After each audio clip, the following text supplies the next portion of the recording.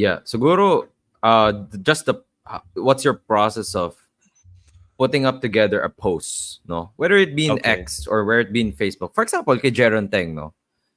From where your source would be, don't need to mention the source, and how you posted it to your following, no? How did that happen? What's your process there? So, Jeron Teng news bit, for example, I I got wind of that because I saw someone post about it. Someone who's close to Jeron post about it. So the Ooh. moment that I saw that posted, and also like I got a call the night before yesterday, Mm-mm. um, from a source, a friend who told me, okay, something might be happening the next day. Just stay stay ready in case it happens. And so once that happened, the first thing I did was use the picture that was posted by this person, source them properly when I shared it, Mm. and Yeah. then I also messaged my editor Jason, a friend of mine who also does some graphic editing Mm. using online platforms.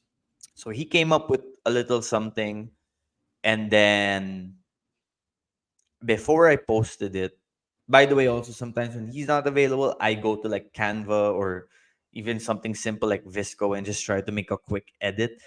Yep. My mindset there is that it doesn't need to be 1000% beautiful. It just needs to be Agree. efficient.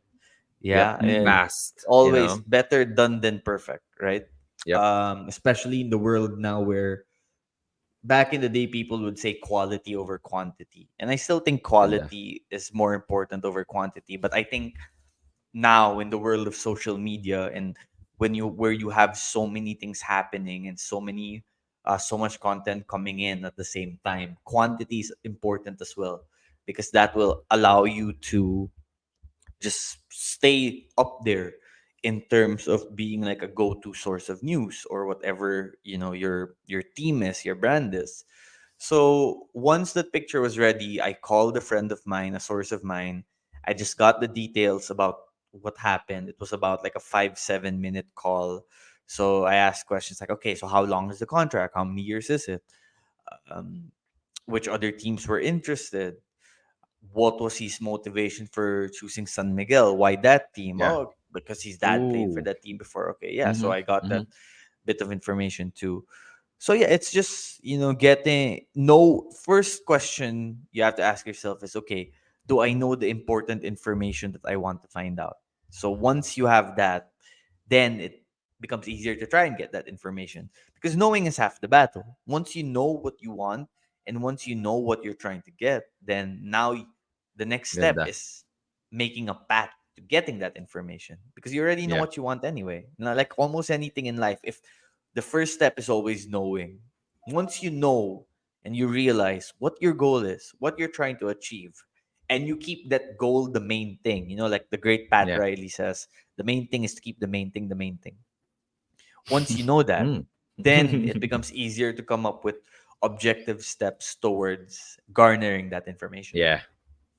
I Yeah. appreciate that you actually do validation. Like in a world where everyone's naguunahan, you actually called whoever this guy is. Could be Jaron's friend, could be Jaron's circle or SME circle, right? And you actually called them, right? So it makes me think whenever trade season in the NBA and Woj and Shams are going head on head, they always have like a short sentence at the end of each tweet na this is the reason why this guy signed with this team. And I can't help but think, fuck, man, how hard is it to validate all of those things? 'Di ba? I think siguro dati pa nila meron yung info na yun, right? Because that's a lot of news. Uh spread out in one short time range, 'di ba? Eh, syempre the So, team yeah. wants to keep it hush-hush also, 'di ba?